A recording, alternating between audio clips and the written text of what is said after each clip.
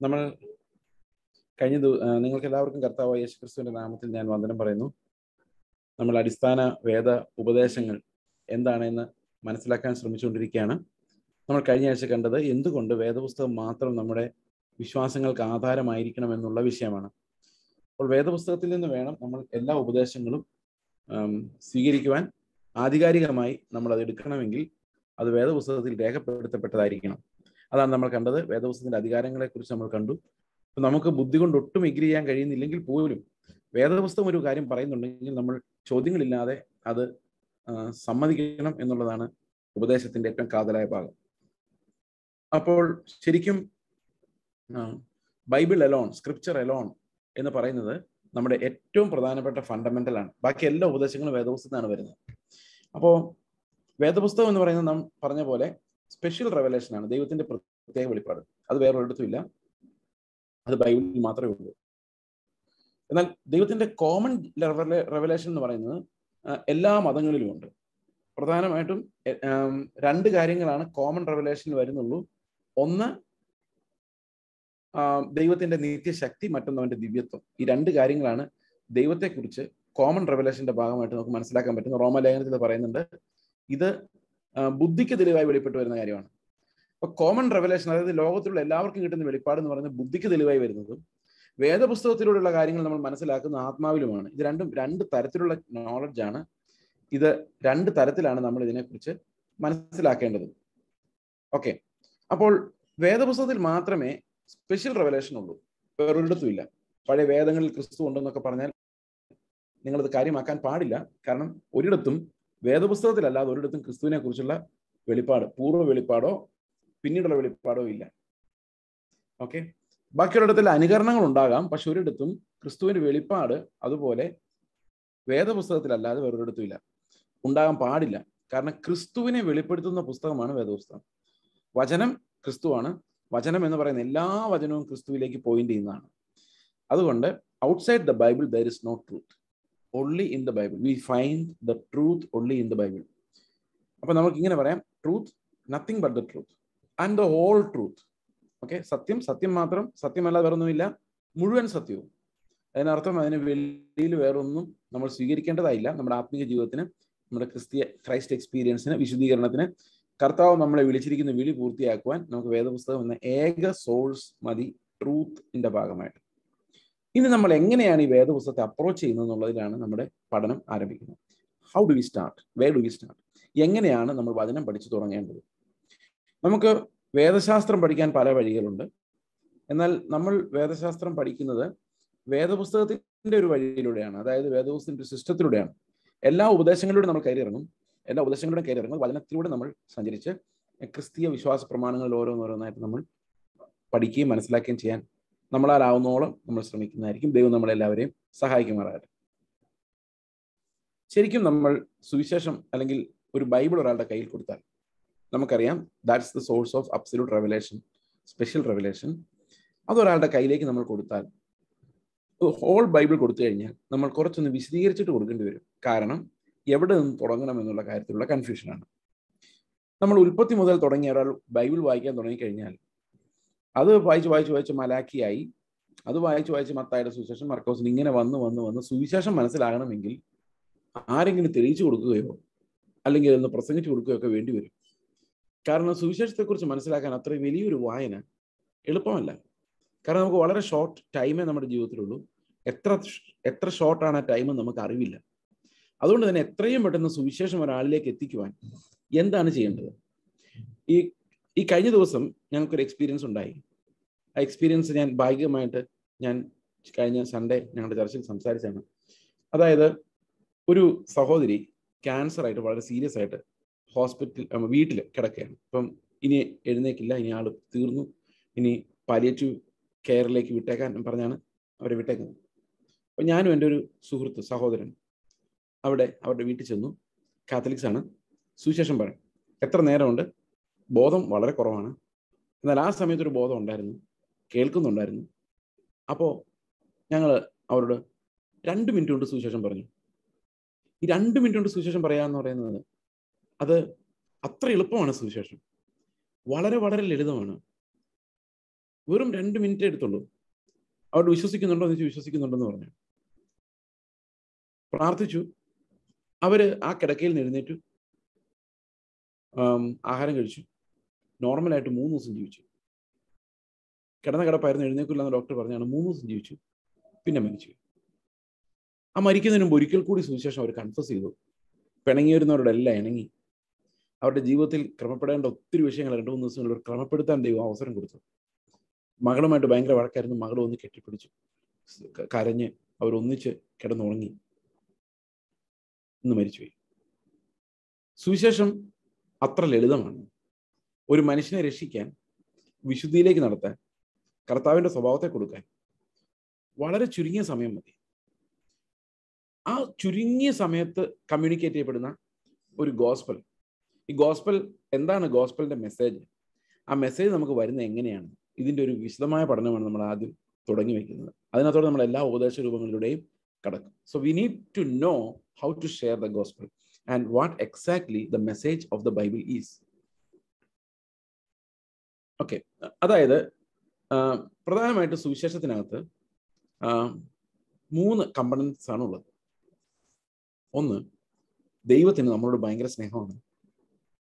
നമ്മളെക്കുറിച്ചൊരു പദ്ധതിയുണ്ട്. ഇതാണ് ഒന്നാമത്തെ കാര്യം.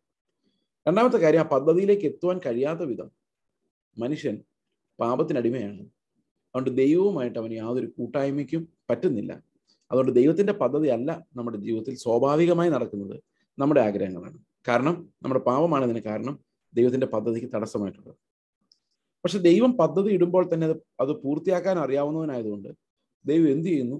നമ്മളെക്കുറിച്ചുള്ള ദൈവത്തിന്റെ ഇഷ്ടം നിറവേറ്റുന്നതിന്, പ്ലാൻ നിറവേറ്റുന്നതിന്, നമുക്കുള്ള തടസ്സത്തെ നീക്കാൻ വേണ്ടി യേശുക്രിസ്തു എന്ന ദൈവപുത്രൻ ഈ ഭൂമിയിലേക്ക് നമുക്ക് മധ്യസ്ഥനായി പിതാവ് അയക്കുന്നു. അവന്റെ മരണത്തിലൂടെ നമുക്ക് പിതാവിൻ്റെ അടുക്കിലേക്ക് പ്രവേശനവും പുതിയ ജീവനും, അവന്റെ ആത്മാവിനാൽ നമുക്ക് ലഭിക്കുന്ന പുതിയ ജീവനും നമ്മളെ നിത്യജീവന്റെ അവകാശികളാക്കി മാറ്റുന്നു. ഇതാണ് ശരിക്കും സുവിശേഷം എന്ന് പറയുന്നത്. We are saved from the punishment of sin by the atoning death of Christ on the cross. ആ സ്നേഹമാണ് ശരിക്കും സുവിശേഷം. The Lord loved us and sent his own son to die for us. ഇത് വളരെ സിമ്പിളാണ്. ഈ സിമ്പിളായിട്ടുള്ള സുവിശേഷത്തിന് ശക്തിയുണ്ട്. ഹൃദയങ്ങളെ തുറക്കാനുള്ള ശക്തി, കണ്ണുകളെ തുറന്ന്, ആന്തരിക കണ്ണുകളെ തുറന്ന് ജീവൻ പ്രാപിപ്പിക്കാനുള്ള ശക്തി ഈ വചനത്തിന്റെ ഡെലിവറിക്കുണ്ട്. അത് വെറും നിഷ്ഫലമായ ബലഹീനമായ അതരങ്ങൾ കൊണ്ടായാലും ഈ വചനം ചെല്ലാതെ ആർക്കും രക്ഷയിലെത്താൻ സാധിക്കില്ല. എത്ര കഥകൾ കേട്ടാലും they might be interested, they might get excited, but they don't get saved. They're saved only when the word becomes life in them. അതിന് വചനം തന്നെ ചെല്ലണം. നമ്മുടെ നല്ല 5 കഥകൾ, നല്ല 5 ഇല്ലസ്ട്രേഷൻ ആരും രക്ഷിക്കാൻ പറ്റത്തില്ല. You can win an argument or rouse their interest, but you cannot save them. Okay, അപ്പോൾ എന്താണ് സുവിശേഷം? നമ്മൾ ഒരാൾക്ക് ഒരു ബൈബിൾ വായിച്ച് തുടങ്ങുമ്പോൾ അവൻ എവിടെ തുടങ്ങണം എന്നുള്ള ഒരു വിഷയമാണ്. അപ്പോൾ ആദ്യം നമ്മൾ ഉൽപ്പത്തി തുടങ്ങി കഴിയുമ്പോൾ അത് വലിയ റീഡിംഗ് ആണ്. അപ്പോൾ നമ്മൾ പറയും പുതിയ നിയമത്തിൽ നിന്ന് വായിച്ചു നോക്കുന്നത്, അല്ലെ? നിങ്ങൾ മിക്കവാറും നമ്മളെല്ലാം ചെയ്യുന്ന കാര്യമാണ്. ബൈബിളിൽ ഒരു പുതിയ നിയമം എടുത്ത് കൊടുത്തിട്ട് പറയുന്നത് ഇവിടെ തൊട്ട് വായിച്ചോ, ഇതാണ് പെട്ടെന്ന് ആദ്യം വായിക്കേണ്ടത്, ബാക്കി പിന്നീട് വായിച്ചാലും. സോ എത്രയും പെട്ടെന്ന് സുവിശേഷത്തിലേക്ക് എത്തുക, reach to the heart of the gospel at the earliest. അപ്പൊ ഇദ്ദേഹം വായിക്കാൻ തുടങ്ങുകയാണ്. മത്തായിയുടെ സുവിശേഷം, അബ്രഹാമിന് ഇസാക്കിനെ ജനിപ്പിച്ചു, ഇസാക്ക് യാക്കോബിനെ ജനിപ്പിച്ചു. കുറെ കഴിഞ്ഞപ്പോൾ മടുക്കും. ഒരു 5-8 ലൈൻ ആകുമ്പോഴേക്കും മടുക്കും. ഇത് നിർത്തിയേക്കാമെന്നുള്ളൊരു പ്രലോഭനം ഉണ്ടാകും, അല്ലേ? ശരിയല്ലേ? അപ്പൊ നമ്മൾ പറയാം ആദ്യത്തെ 15-16 വാക്യങ്ങൾ വിട്ടേക്ക്, അതിനുശേഷം ഉള്ളത് തൊട്ട് വായിക്കുക. ഓക്കെ, അങ്ങനെ ഞാൻ അവിടെ തൊട്ട് വായിച്ചു തുടങ്ങി. യൗസേപ്പും മറിയയും കല്യാണം കഴിച്ചതും പിള്ളേർ കർത്താവ് ഉണ്ടാവുന്ന സമയത്ത് ഇവർ അങ്ങോട്ട് പോയി നസറത്തിലോട്ട് പോയതും പിന്നെ തിരിച്ചു വന്നു ബെത്ലഹേമിലെ കൂട്ടക്കൊലയൊക്കെ വായിച്ചു. നല്ല രസമായിട്ട് വായിച്ചു വരുമായിരുന്നു. 3-ാം അധ്യായം വന്നപ്പോൾ യേശുക്രിസ്തു സ്നാനപ്പെടുന്നതിനെ കുറിച്ച് വായിച്ചു. 4-ാം അധ്യായം വന്നപ്പോൾ യേശുക്രിസ്തു പരീക്ഷിക്കപ്പെടുന്നതിനെ കുറിച്ച് വായിച്ചു. നല്ല ഇൻട്രസ്റ്റ് ആയിട്ട് കണ്ടുകൊണ്ടിരിക്കുമ്പോഴാണ് 5-ാം അധ്യായം വരുന്നത്. 5-ാം അധ്യായത്തിലേക്ക് വന്നപ്പോൾ തൊട്ട് വീണ്ടും നമുക്ക് പ്രയാസമായി. കാരണം അവിടെ പറയുന്ന ഒരു കാര്യവും നമ്മളെ കൊണ്ട് പറ്റുന്നില്ല. അപ്പൊ ശരിക്കും മത്തായിയുടെ സുവിശേഷം ഒരു ഡെഡ് എൻഡ് ആണ്. ഈ ഡെഡ് എൻഡ് എന്ന് പറഞ്ഞു കഴിഞ്ഞാൽ എന്തുകൊണ്ട് സംഭവിക്കുന്നത് വെച്ച് കഴിഞ്ഞാൽ, നിങ്ങൾ ഹിന്ദുക്കളായ പല ആൾക്കാരും പറയുന്നത് കേട്ടിട്ടുണ്ടോ? ക്രിസ്ത്യാനി എന്ന് പറഞ്ഞ വെറും പ്രസംഗം മാത്രമേ ഉള്ളൂ, അവനൊന്നും ജീവിതമില്ല, വെറുതെ യേശുക്രിസ്തു അല്ലാതെ ആരും ശരിക്കും ജീവിച്ചിട്ടില്ല എന്ന്. നിങ്ങൾ കേട്ടിട്ടുണ്ടോ അങ്ങനെ പറയുന്നത്? ഞാൻ ഇഷ്ടംപോലെ കേട്ടിട്ടുണ്ട്. പണ്ട് കാലത്ത് എസ് രാധാകൃഷ്ണനും മഹാത്മാഗാന്ധിയൊക്കെ അങ്ങനെ പറഞ്ഞിട്ടുമുണ്ട്. ആകെ ഒരു ക്രിസ്ത്യാനി ജീവിച്ചിരുന്നിട്ടുള്ളത് യേശുക്രിസ്തു ആണ്. നിങ്ങൾ കേട്ടിട്ടുണ്ടോ എന്നറിയില്ല. നമ്മളെല്ലാം ഈ ക്രിസ്ത്യാനി എന്ന് പറയുന്നതല്ലാതെ നമ്മളൊന്നും യേശുക്രിസ്തു പറഞ്ഞൊരു കൽപ്പന പോലും അനുസരിക്കുന്നില്ല എന്ന് ലോകത്തിന് മുഴുവൻ അറിയാം. നിങ്ങൾക്കറിയാമോ? നിങ്ങൾക്കറിയത്തില്ലെങ്കിൽ ഗുരുപ്രഭാഷണം ഒന്നുകൂടെ വായിച്ചു നോക്കിയാൽ മതി. ഒന്നും അനുസരിക്കുന്നില്ല നമുക്ക് വ്യക്തമാവും. അപ്പം വായിച്ചുകൊണ്ടിരിക്കുന്ന ഒരാൾ വിചാരിക്കും, എൻ്റെ ദൈവമേ ഈ സാധനം കൈ കിട്ടിയിട്ട് എന്താ പ്രയോജനം? ഇത് മുഴുവൻ വായിച്ചിട്ടും എനിക്കൊരു വക അനുസരിക്കാൻ പറ്റുന്നില്ല. ഇത് കൂടുതൽ എന്നെ മരണത്തിലേക്ക് വിടുകയാണ്, ഭയത്തിലേക്ക് വിടുകയാണ്. എനിക്ക് അനുസരിക്കാൻ പറ്റുന്നില്ല. ഞാൻ എന്ത് ചെയ്യും? നിസ്സഹായാവസ്ഥയാണ്. അപ്പൊ പിന്നെ എന്തിനാ ശിഷ്യന്മാർ അങ്ങനെ എഴുതി വെച്ചതെന്ന് വെച്ച് കഴിഞ്ഞാൽ അവർക്ക് എഴുതുമ്പോൾ അത്ര അറിയാമായിരുന്നുള്ളൂ. മത്തായും മർക്കോസും ലൂക്കോസും പോയി സാക്ഷിമൊഴികൾ എടുത്ത് ആൾക്കാർ പറഞ്ഞത് കേട്ട് മനസ്സിലാക്കി, അറിഞ്ഞതും കേട്ടതും അറിഞ്ഞ് തിരിച്ചറിഞ്ഞ് പലരിൽ നിന്നും അത് വെരിഫൈ ചെയ്ത് ആ യഥാർത്ഥത്തിൽ യേശുക്രിസ്തുവിന്റെ ജീവിതത്തിൽ എന്താ സംഭവിച്ചത്, അവൻ എന്തൊക്കെയാ പ്രസംഗിച്ചതെന്ന് കണ്ടെത്തി അത് എഴുതി വെച്ചു. വേറൊന്നും അവർ ചിന്തിച്ചില്ല. They reproduced the gospel as it is without knowing the deeper sense of it. അപ്പൊ നമ്മളത് വായിച്ചു നോക്കുമ്പോൾ എക്സാക്ട് ഈവൻസ് എന്താണ് യേശുക്രിസ്തുവിന്റെ ജീവിതത്തിൽ നടന്നത്, എന്താണ് അവൻ ഉപദേശിച്ചത്, അത് തന്നെ നമുക്ക് ഈ മത്തായിയുടെ മർക്കോസിന്റെ ലൂക്കോസിന്റെ സുവിശേഷത്തിൽ കിട്ടും. പക്ഷെ അതിന്റെ പ്രശ്നം എന്താണെന്ന് വെച്ച് കഴിഞ്ഞാൽ ഇറ്റ്സ് എ ഹാർഡ് ഗോസ്പൽ. അതായത് കഠിനമാണ്. അതിൽ ഓരോ കൽപ്പനകളും കഠിനമാണ്. ഓരോ കൽപ്പനകളും കഠിനമാകുമ്പോൾ നമ്മൾ ഒരുപക്ഷെ ഗിരിപ്രഭാഷണത്തെ കുറിച്ച് ഒത്തിരി പ്രസംഗിച്ചെന്ന് വരാം, പക്ഷെ അതൊന്നും ജീവിതത്തിൽ നടക്കുകയില്ലെന്നുള്ള കാര്യം പതുക്കെ നമ്മൾ തിരിച്ചറിയുകയും നമ്മുടെ പ്രത്യാശ നഷ്ടപ്പെട്ടു പോവുകയും ചെയ്യും. അല്ലെ? അനുസരിക്കുന്നില്ലെങ്കിൽ നമുക്ക് പ്രത്യാശ ഉണ്ടാവുമോ? പ്രത്യാശ ഉണ്ടാവില്ല. അപ്പൊ ദൈവം നമ്മളെ സ്വർഗത്തിൽ കൊണ്ടുപോകുമോ എന്നുള്ളൊരു ചോദ്യത്തിന് നമുക്കുണ്ടാകുന്ന രണ്ട് വലിയ അബദ്ധങ്ങൾ. ഒന്ന് നമ്മുടെ ലോകത്തേക്ക് നോക്കുന്നതും മറ്റൊന്ന് മനുഷ്യനിലേക്ക് നോക്കുന്നതുമാണ് നമ്മൾ പ്രത്യാശ എടുത്തു കളയുന്ന കാര്യം. ലോകത്തിലേക്ക് നോക്കുമ്പോൾ നമ്മൾ മോഹങ്ങളാൽ പിടിക്കപ്പെടുകയും മനുഷ്യനിലേക്ക് നോക്കുമ്പോൾ നമ്മൾ സ്വയനീതിയാൽ പിടിക്കപ്പെടുകയും ചെയ്യും. അത് രണ്ടിടത്തും നമുക്ക് പ്രത്യാശ നഷ്ടപ്പെടും. ഓക്കെ, അപ്പോൾ എന്താണ് ശരിക്കും സുവിശേഷത്തിൽ ഒരാൾ കേൾക്കേണ്ട മെസ്സേജ് എന്നതിലേക്ക് നമ്മൾ വരുമ്പോൾ, ഈ ആദ്യത്തെ സുവിശേഷങ്ങളിൽ പറഞ്ഞിരിക്കുന്നത് എല്ലാം ഒരു കോണ്ടെക്സ്റ്റിലാണ്. ഒരു പശ്ചാത്തലം അതിനുണ്ട്. ഒരു പഴയ നിയമത്തിൻ്റെ ഒരു പശ്ചാത്തലമുണ്ട്. ഇവൻ ലൂക്കോസിന്റെ സുവിശേഷം ആയാൽ പോലും യഹൂദന്മാരോട് കർത്താവ് ഇടപെടുന്ന, യഹൂദന്മാരുടെ ആ പഴയ നിയമത്തിൽ, അതായത് ദൈവം അവർക്ക് കൊടുത്ത പഴയ നിയമത്തിൽ നിന്ന് അതിൻ്റെ ഒരു ബാക്കിയായിട്ടാണ് പുതിയ നിയമം രേഖപ്പെടുത്തപ്പെട്ടിരിക്കുന്നത്. അതായത് പ്രവാചകന്മാർ പറഞ്ഞ ക്രിസ്തു എങ്ങനെയെല്ലാം അത് നിറവേറ്റി, എങ്ങനെ അവൻ മെസ്സിഹ എന്ന് അവകാശപ്പെട്ടു, എങ്ങനെ അവൻ്റെ ശിഷ്യന്മാർ അവനെ അനുഗമിച്ചു എന്നുള്ള കാര്യങ്ങളാണ്. എന്നാൽ യോഹന്നാന്റെ സുവിശേഷം വരുമ്പോഴേക്കും അവിടെ ഒരു വലിയ ഡിഫറൻസ് ഉണ്ട്. ആ ഡിഫറൻസ് എന്താണെന്ന് വെച്ച് കഴിഞ്ഞാൽ, ഒരു അവിശ്വാസി, മോശയുടെ ഉടമ്പടിയുമായി യാതൊരു ബന്ധവുമില്ലാത്ത ഒരു അന്യൻ, ഒരു യവനായ മതക്കാരൻ, അല്ലെങ്കിൽ ഒരു ഹിന്ദു, അല്ലെങ്കിൽ ഒരു മുസ്ലിം, അല്ലെങ്കിൽ ഏതെങ്കിലും ഒരു നിരീശ്വരവാദി, ആർക്ക് വേണമെങ്കിലും വായിച്ചു തുടങ്ങാവുന്ന സുവിശേഷമാണ് യോഹന്നാന്റെ സുവിശേഷം. അതായത് ലോകത്തിന് മുഴുവൻ വെളിപ്പെട്ട, ലോകത്തിന്റെ പാപത്തെ ചുമക്കുന്ന ദൈവത്തിന്റെ കുഞ്ഞാട്. ഓക്കെ, അപ്പൊ ലോകത്തിന്റെ പാപത്തെ ചുമക്കുന്ന ദൈവത്തിന്റെ കുഞ്ഞാട് ലോകത്തിനാണ്. ദൈവം തൻ്റെ ഏകജാതനായ പുത്രനെ നൽകുവാൻ തക്കവണ്ണം ലോകത്തെ സ്നേഹിച്ചു. അപ്പൊ ഇവിടെ എല്ലാം കാണുന്നത്, ആദ്യമായിട്ട് ഒരാൾ വിശ്വാസത്തെ സമീപിക്കുമ്പോൾ the easiest thing is to start from the book of John. യോഹന്നാന്റെ സുവിശേഷത്തിൽ നിന്ന് വായിച്ചു തുടങ്ങുന്നതാണ് അതിൽ ഏറ്റവും ഉചിതമായതും ഏറ്റവും എളുപ്പമായതുമായിട്ടുള്ള കാര്യം.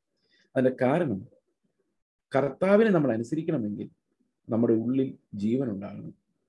യോഹന്നാന്റെ സുവിശേഷം എഴുതപ്പെട്ടിരിക്കുന്നത് ഈ ജീവൻ ഉണ്ടാകാൻ വേണ്ടിയാണ്.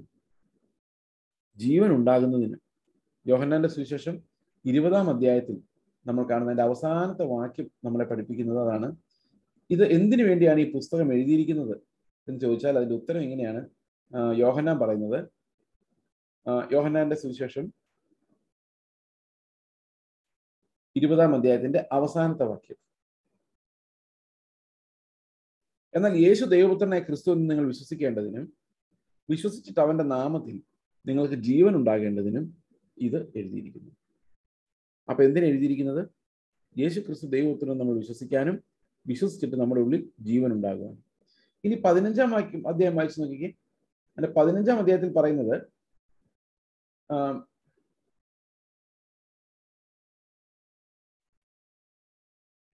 ഓക്കെ, ഞാൻ മുന്തിരിവള്ളി, 5-ാം വാക്യം, ഞാൻ മുന്തിരിവള്ളിയും നിങ്ങൾ കൊമ്പുകളുമാകുന്നു. ഒരുത്തൻ എന്നിലും ഞാൻ അവനിലും വസിക്കുന്നു എങ്കിൽ അവൻ വളരെ ഫലം കായ്ക്കും. എന്നെ പിരിഞ്ഞ് നിങ്ങൾക്ക് ഒന്നും ചെയ്യാൻ കഴിയില്ല. ഇപ്പൊ മത്തായിയുടെ സുവിശേഷം എന്തുകൊണ്ടാണ് നമുക്ക് അനുസരിക്കാൻ പറ്റാത്തത്? നമ്മുടെ ജഡത്തിനത് സാധിക്കില്ല, അതുകൊണ്ടാണ്. അപ്പോൾ അത് കർത്താവ് പറയുന്നത് എങ്ങനെയാണ്? എന്നെ പിരിഞ്ഞ് നിങ്ങൾക്ക് ഒന്നും ചെയ്യാൻ സാധിക്കില്ല. You try, you cannot do it. അതാണ് ദൈവത്തിന്റെ നീതിയുടെ പ്രത്യേകത. ദൈവത്തിന്റെ നീതി എന്ന് പറയുന്നത് നമുക്ക് നമ്മുടെ ജഡത്തിന്റെ ശക്തിയാൽ പൂർത്തിയാക്കാൻ കഴിയുന്നതല്ല. ഇതാണ് നമ്മൾ പഠിക്കുന്ന ഒരു പ്രധാനപ്പെട്ട പാഠം. By our own flesh, we are not able, we will never be able to fulfill the commandments of the Lord. അത് നമുക്ക് മനസ്സിലാകുന്ന മർക്കോസിന്റെ സുവിശേഷം 10-ാം അധ്യായം വായിക്കുമ്പോൾ അവിടെ ഒരു ധനവാനായ മനുഷ്യൻ യേശുവിനെ അനുഗമിക്കാൻ വരുന്നത് നമ്മൾ കാണുന്നുണ്ട്. ഈ ധനവാനായ മനുഷ്യൻ യേശുവിനെ അനുഗമിക്കാൻ വരുമ്പോൾ, ദൈവരാജ്യത്തിൽ പോകാൻ വേണ്ടി വരുമ്പോൾ യേശു അവനോട് പറയുകയാണ്, 21-ാം വാക്യത്തിൽ, യേശു അവനെ നോക്കി അവനെ സ്നേഹിച്ചു. ഒരു കുറവ് നിനക്കുണ്ട്, നീ പോയി നിനക്കുള്ളതെല്ലാം വിറ്റ് ദരിദ്രർക്ക് കൊടുക്കുക, എങ്കിൽ നിനക്ക് സ്വർഗത്തിൽ നിക്ഷേപം ഉണ്ടാകും, പിന്നെ വന്ന് എന്നെ അനുഗമിക്കുക എന്ന് പറഞ്ഞു.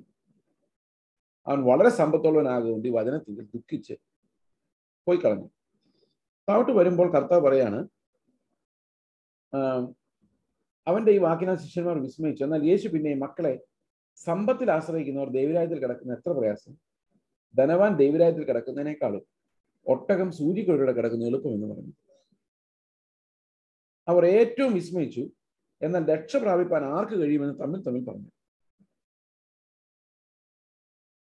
യേശു അവരെ നോക്കി, മനുഷ്യർക്ക് അസാധ്യം തന്നെ. എന്താണ് മനുഷ്യർക്ക് അസാധ്യം? രക്ഷ പ്രാപിക്കാൻ ആർക്ക് കഴിയും? ദൈവത്തിന്റെ, കർത്താവിന്റെ ഉത്തരം അത് മനുഷ്യർക്ക് പ്രയാസമാണെന്നല്ല, മനുഷ്യർ കുറച്ച് കഷ്ടപ്പെടേണ്ടി വരുമെന്നല്ല, മനുഷ്യർക്ക് അത് അസാധ്യം. ഒരു ധനവാൻ ദൈവരാജ്യത്തിൽ കിടക്കുന്നത് അസാധ്യം. ഒരു ഒട്ടകം സൂചിക്കുഴലിൽ കയറുന്നത് അസാധ്യം. ഒരു മനുഷ്യന്റെ പ്രവൃത്തികളാൽ അവൻ രക്ഷപ്പെടുന്നത് അസാധ്യം. ഓക്കെ, ഇതെല്ലാം അസാധ്യം, മനുഷ്യർക്ക് അസാധ്യമാണ്. എന്നാൽ ദൈവത്തിന് സകലവും സാധ്യമാണ്. ഒട്ടകം സൂചിക്കുഴലിൽ കയറുമോ? ദൈവത്തിന് സാധ്യമാണ്. നമ്മൾ ദൈവരാജ്യത്തിൽ പ്രവേശിക്കുമോ? ദൈവത്തിന് സാധ്യമാണ്. ദൈവത്തിനെല്ലാം സാധ്യമാണ്. ഓക്കെ, അപ്പോൾ രക്ഷ എന്ന് പറയുന്നത് മനുഷ്യർക്ക് അസാധ്യമാണ് എന്നുള്ളതാണ് നമ്മുടെ ഹൃദയത്തിൽ എഴുതേണ്ട ഒരു കാര്യം. എന്നാൽ നമുക്ക് പലപ്പോഴും നമ്മുടെ ശക്തിയിൽ ആശ്രയിക്കാനുള്ള ഒരു ടെൻഡൻസി ഉണ്ട്.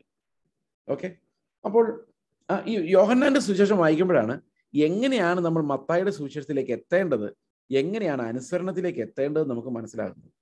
അപ്പോൾ നമുക്ക് വേണ്ട ആദ്യ പാഠങ്ങൾ തീർച്ചയായിട്ടും യോഹന്നാന്റെ സുവിശേഷത്തിൽ നിന്നാണ് എളുപ്പം ലഭിക്കുന്നത്.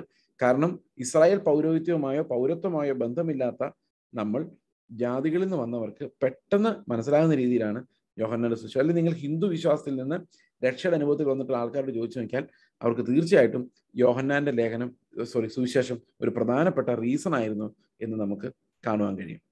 ഓക്കെ,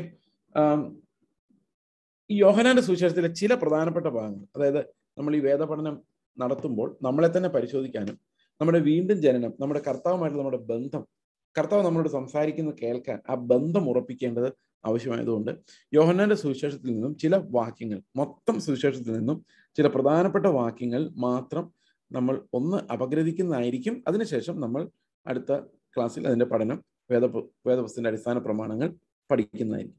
എന്തുകൊണ്ടാണ് ഇത് എന്ന് ചോദിച്ചു കഴിഞ്ഞാൽ, വേദപുസ്തകം നമ്മൾ വായിക്കണമെങ്കിൽ അത് ശരിക്കും മനസ്സിലാക്കുവാൻ നമുക്ക് ഏറ്റവും അത്യാവശ്യമായിട്ട് വേണ്ടത് ദൈവത്തിന്റെ ആത്മാവാണ്.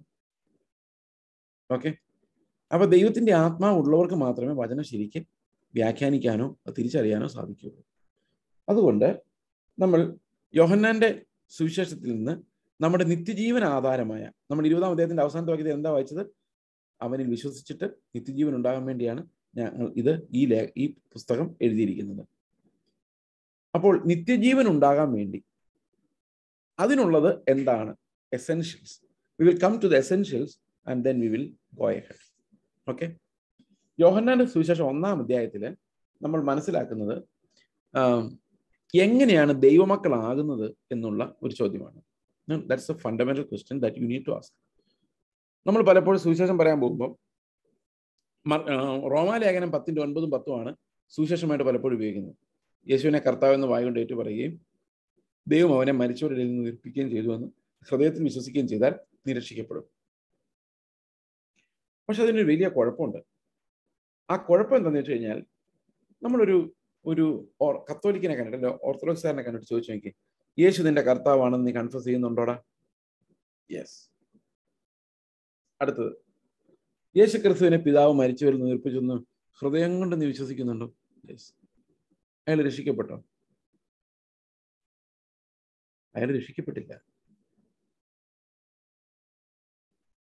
രക്ഷയെക്കുറിച്ച്, വീണ്ടും ജനനത്തെക്കുറിച്ച് പറയാൻ ആ വാക്യം പോരാ.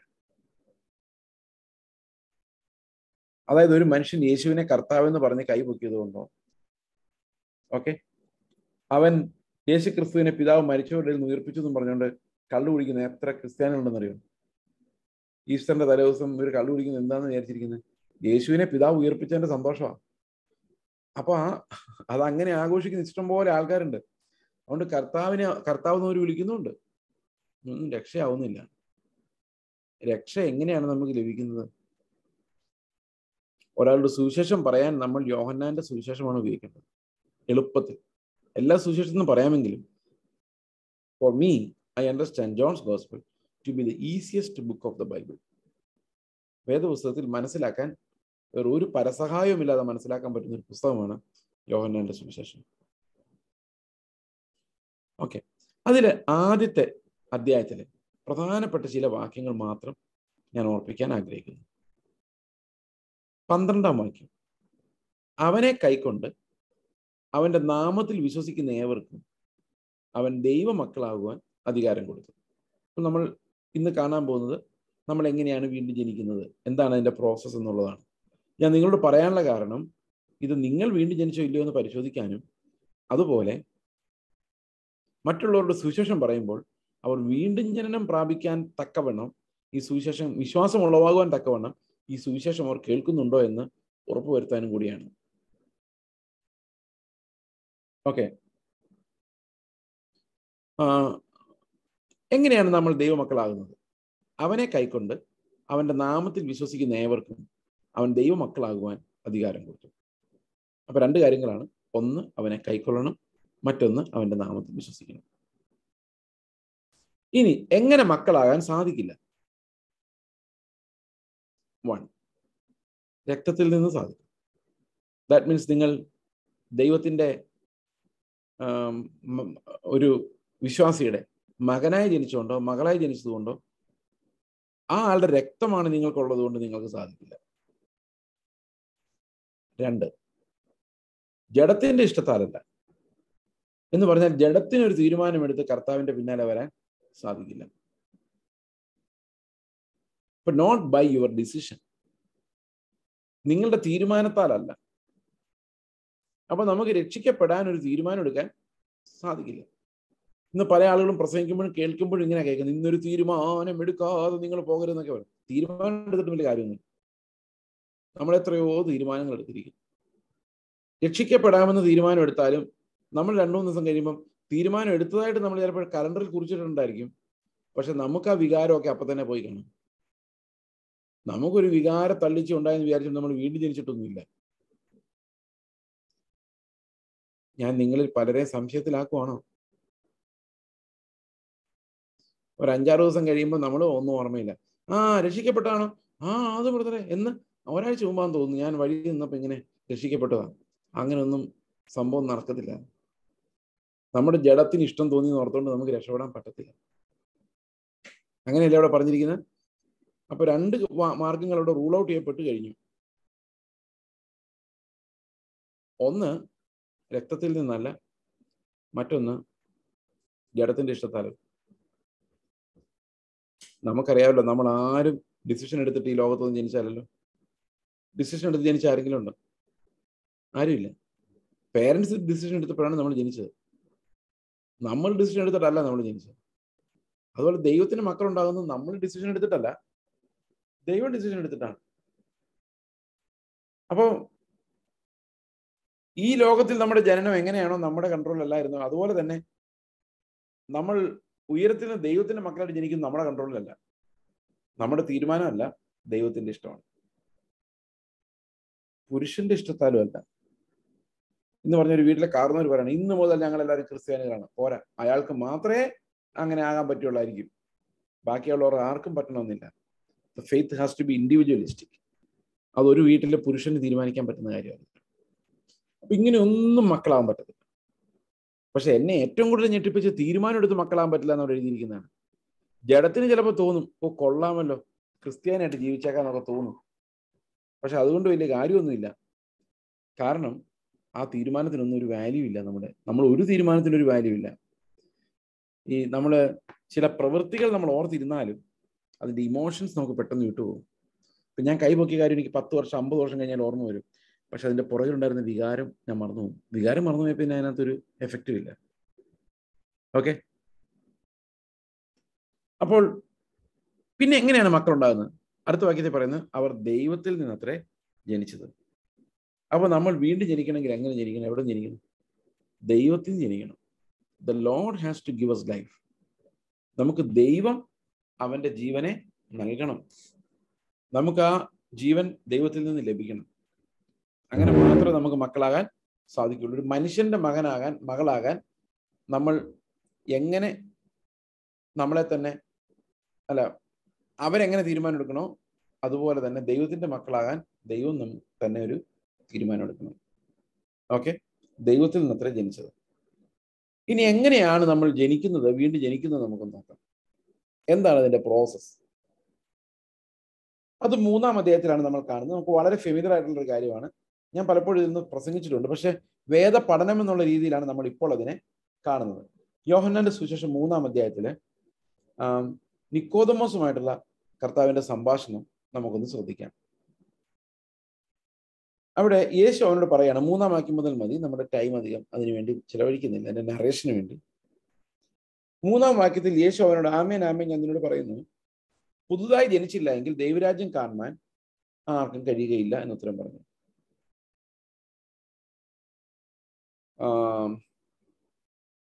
ഇത് സാധാരണ നമ്മൾ നാട്ടുമ്പുറത്ത് പറയുന്ന പോലത്തെ ഒരു ശൈലിയിലാണ് കർത്താവ് പറഞ്ഞത്. എന്താണെന്നറിയാം, നമ്മൾ സാധാരണ പറയുന്ന ഒരു കാര്യമാണ്, നിനക്കൊന്നും ഈ ജന്മം തന്നെ തോൽപ്പിക്കാൻ പറ്റത്തില്ല, നീ ഒന്നുകൂടെ ജനിക്കേണ്ടി വരും. കർത്താവ് പത്രോസിനോട് പറഞ്ഞത്, നിക്കോദമോസിനോട് പറഞ്ഞത് തന്നെ, നീ ഒന്നും ഒരിക്കലും ദൈവരാജ്യത്തിൽ ഈ ജന്മം കൊണ്ട് പ്രവേശിക്കില്ല, നീ ഒന്നും കൂടെ ജനിച്ചാലേ നിനക്ക് ദൈവരാജ്യത്തിൽ പ്രവേശിക്കാൻ പറ്റുള്ളൂ, നിന്റെ ഈ ജന്മത്തിൽ നീ ദൈവരാജ്യത്തിൽ കയറുകയെന്ന് തന്നെ പറഞ്ഞത്. ഇമ്പോസിബിൾ ഫോർ മാൻ, അത് മറന്നു പോരുത്.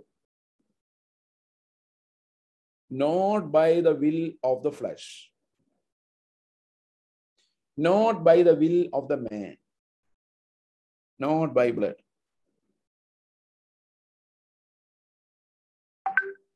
അപ്പൊ പുതുതായി ജനിച്ചില്ല എങ്കിൽ ദൈവരാജ്യത്തിൽ പ്രവേശിക്കുകയില്ല. അപ്പൊ ഈ ജന്മം കൊണ്ട് സാധിക്കില്ല, മനുഷ്യരാൽ അത് അസാധ്യം. നമുക്ക് ദൈവരാജ്യത്തിൽ കടക്കാൻ ഇപ്പോൾ നിങ്ങൾ ജീവിക്കുന്ന ജീവിതം കൊണ്ട് സാധിക്കില്ല. Painful truth, hard truth. ഞാൻ കഴിഞ്ഞ ഒരു 2 മാസം മുമ്പ് ഇത്തിരി പ്രായമായ ഒരു അമ്മച്ചി സുഖമില്ലാതെ കിടക്കാൻ, ഞാൻ അവരുടെ അടുത്ത് ചെന്ന് സംസാരിച്ചപ്പോൾ ഞാൻ അവരോട് പറഞ്ഞു, ആൻറ്റി, നമ്മളെല്ലാവരും ചെറുപ്പം തൊട്ട് അന്വേഷിക്കുന്ന ഒരു ലോകമുണ്ട്, എന്നാൽ ദൈവം നമുക്ക് തരുന്നത് ആ ലോകമല്ല, അത് പുത്രന്റെ ലോകമാണ് ദൈവം നമുക്ക് തരുന്നത്. അത് ലോകം തരുന്നത് പോലെയല്ല, ലോകത്തിൽ നമ്മൾ അന്വേഷിക്കുന്നതുമല്ല. അത് ആത്മാവിന് മാത്രം ആനന്ദിക്കാൻ പറ്റുന്ന ഒരു ലോകമാണ്. അത് ദൈവം നമുക്ക് തരുന്നതാണ്. ആ ലോകത്തിലേക്കാണ് നമ്മൾ വീണ്ടും ജനിക്കുന്നത്. The new life that the Lord gives is not for the life that we seek, but for that life which the Lord would give us. Okay? അപ്പോൾ നമുക്കൊരിക്കലും നമ്മൾ ഇപ്പോൾ ജീവിക്കുന്ന ഈ ജീവിതം കൊണ്ട് ദൈവസന്നിധിയിൽ പ്രവേശിക്കുവാൻ സാധിക്കില്ല. ഓക്കെ, അപ്പോൾ നിക്കോദമോസ് ന്യായമായിട്ട് ചോദിക്കുന്ന ഒരു ചോദ്യം ഇതാണ്, മനുഷ്യൻ വൃദ്ധനായ ശേഷം എങ്ങനെയാണ് ഒന്നുകൂടെ ജനിക്കുന്നത്? മലയാളികൾക്ക് മനസ്സിലായനല്ലേ, നീ ഒന്ന് ഈ ജന്മത്തിനെ കൊണ്ട് പറ്റില്ല എന്ന് പറയുമ്പോൾ നടക്കൂല എന്നായി പറയുന്നത്. നിക്കോദമോസ് ഉടനെ ചിന്തിക്കുന്നത്, എങ്ങനെ ഇനി അമ്മയുടെ വയറ്റിൽ കിടന്ന് ഒന്നുകൂടെ ജനിക്കാം? അപ്പൊ കർത്താവ് പറയാണ്, അമ്മയുടെ വയറ്റിൽ ഒന്നുകൂടെ കിടന്ന് ജനിക്കുക എന്ന് പറയുന്നൊന്നും നടക്കുന്ന കാര്യമല്ല. കാരണം ഇപ്പൊ തന്നെ 90 വയസ്സ്, അല്ല 80 വയസ്സെങ്കിലും ആയി കാണുമായിരിക്കും നിക്കോദെമോസ്, അറിയത്തില്ല. ഇവൻ എങ്ങനെയാണ് ഇനി അമ്മയുടെ വയറ്റിൽ കിടന്ന് ഒന്നുകൂടെ ജനിക്കുന്നത്? It's not possible. അപ്പൊ കർത്താവ് പറയാണ്, അങ്ങനെ ഒരു ചാൻസ് ആർക്കും ഇല്ലെങ്കിലും വെള്ളത്താലും ആത്മാവിനാലും വീണ്ടും ജനിക്കാനുള്ള ഒരു ചാൻസ് ഉണ്ട്. അപ്പോൾ ദൈവരാജ്യത്തിൽ പ്രവേശിക്കുന്നവർ എങ്ങനെ വീണ്ടും ജനിച്ചവരാണ്? അമ്മയുടെ ഉദരത്തിൽ കിടന്ന് രണ്ടാമത് ജനിച്ചവരല്ല, വെള്ളത്താലും ആത്മാവിനാലും വീണ്ടും ജനിച്ചവരാണ്. ഓക്കെ. അപ്പോൾ വീണ്ടും ജനിക്കാനുള്ള രണ്ട് മാധ്യമങ്ങൾ എന്ന് പറയുന്നത് ഒന്ന് വെള്ളവും മറ്റൊന്ന് ആത്മാവുമാണ്. പ്രിയ സഹോദരങ്ങളെ, പ്രത്യേകിച്ച് നോട്ട് ചെയ്യേണ്ട ഒരു കാര്യം, ഈ വെള്ളവും ആത്മാവും രക്ഷിക്കപ്പെടാൻ വേണ്ടി ഉപയോഗിക്കുന്ന രണ്ട് കാര്യങ്ങളല്ല, വീണ്ടും ജനിക്കാൻ വേണ്ടി ഉള്ള രണ്ട് ഏജന്റുകളാണ്. need to be careful about that interpretation. വെള്ളത്താലും ആത്മാവിനും ഒരു മനുഷ്യൻ രക്ഷിക്കപ്പെടുകയല്ല, വെള്ളത്താൽ ആത്മാവിനും ഒരു മനുഷ്യൻ വീണ്ടും ജനിക്കുകയാണ്. The process of being born, അതാണ് വെള്ളത്താൽ ആത്മാവിനും നടക്കുന്നത്. ഓക്കെ. വെള്ളത്താൽ ആത്മാവിനാലും അല്ല രക്ഷിക്കപ്പെടുന്നത്, വീണ്ടും ജനിക്കുന്നത് വെള്ളത്താൽ ആത്മാവിനാലും. ഓക്കെ. ഇനി വെള്ളത്താലും ആത്മാവിനാലും അല്ല രക്ഷിക്കപ്പെടുന്നത് നമുക്ക് പറയാൻ പറ്റില്ല. രക്ഷയുടെ ഒരു ഭാഗമാണ് വീണ്ടും ജനനം. അപ്പോൾ എന്താണ് വെള്ളം? എന്താണ് ആത്മാവ്? നമുക്ക് ഈ രണ്ട് വാക്യങ്ങൾ ഒന്നിച്ച് വായിക്കാം. ഞാൻ നിങ്ങളോട് ചോദിക്കാം, എന്താണ് വെള്ളമെന്ന്. അപ്പൊ നിങ്ങൾ ഉത്തരം പറഞ്ഞാൽ നല്ലതായിരിക്കും, ഉത്തരം പറഞ്ഞില്ലെങ്കിലും നല്ലതായിരിക്കും. എനിക്ക് കുഴപ്പമില്ല. ഞാൻ ജസ്റ്റ് ഈ ചോദ്യം നിങ്ങളുടെ മുമ്പിൽ വെച്ചേക്കാം. ആമേൻ ആമേൻ, ഞാൻ നിന്നോട് പറയുന്നു, വെള്ളത്താലും ആത്മാവിനാലും വീണ്ടും ജനിച്ചില്ലെങ്കിൽ ദൈവരാജ്യത്തിൽ കിടപ്പാൻ ആർക്കും കഴിയില്ല. ജഡത്താൽ ജനിച്ചത് ജഡമാകുന്നു, ആത്മാവിനാൽ ജനിച്ച ആത്മാവാണ്. അപ്പൊ എന്താണ് വെള്ളം?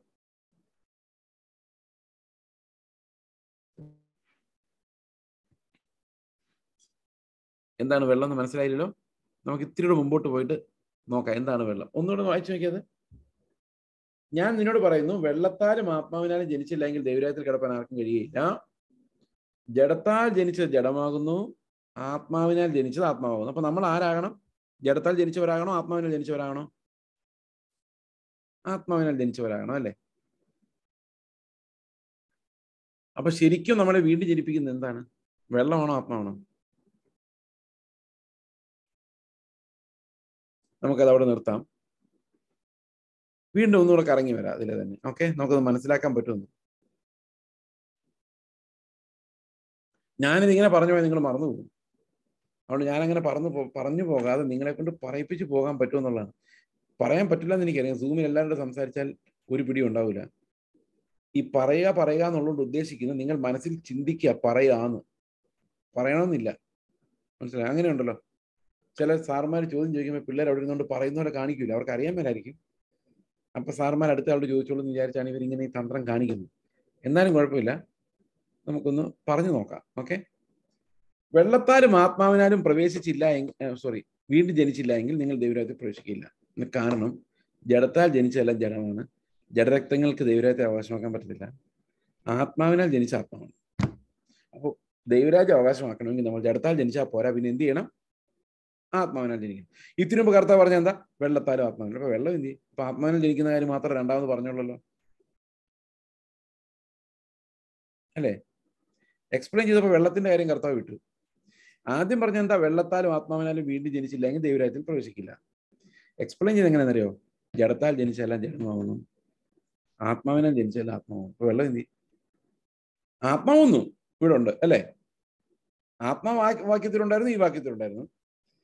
ആ വാക്യത്തിൽ ഇല്ലാതിരുന്ന ഒരു സാധനം ഈ വാക്യത്തിൽ വന്നു.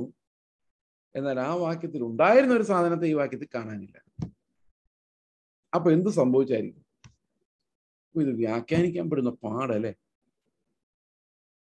ഇത്തിരിയുടെ മുമ്പോട്ട് നോക്കി നമുക്കതിന് അർത്ഥം കിട്ടുമെന്ന് നോക്കാം.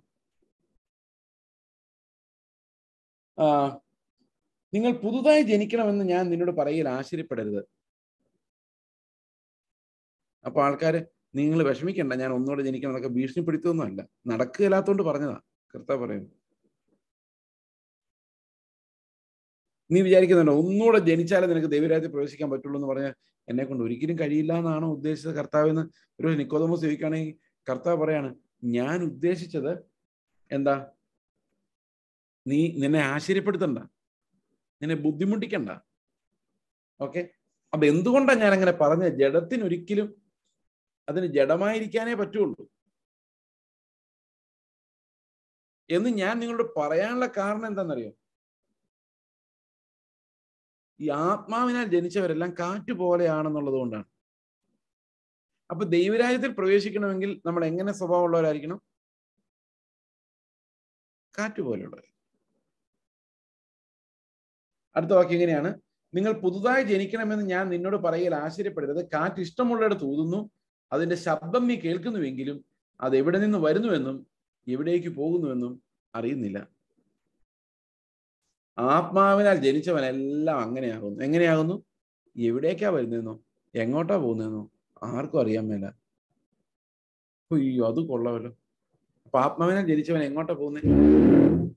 രാവിലെ നിങ്ങൾ ആത്മാവിൽ ജനിച്ച ഒരാളെ കണ്ടിട്ട്, ഹലോ ബ്രദറെ എങ്ങോട്ടാ? അപ്പൊ അവൻ എന്തായിരിക്കും പറയുന്നത്? എവിടെ നിന്ന് വന്നു, എങ്ങോട്ട് പോകുന്നു, ഒരു പിടിയുമില്ല. അങ്ങനെ പണ്ടെങ്ങനെ ഒരു പാട്ടുണ്ടായിരുന്നു അല്ലേ? അപ്പൊ കാറ്റ് എവിടെ നിന്ന് വന്നു, എങ്ങോട്ട് പോകുന്നു ഒന്നും അറിയത്തില്ല.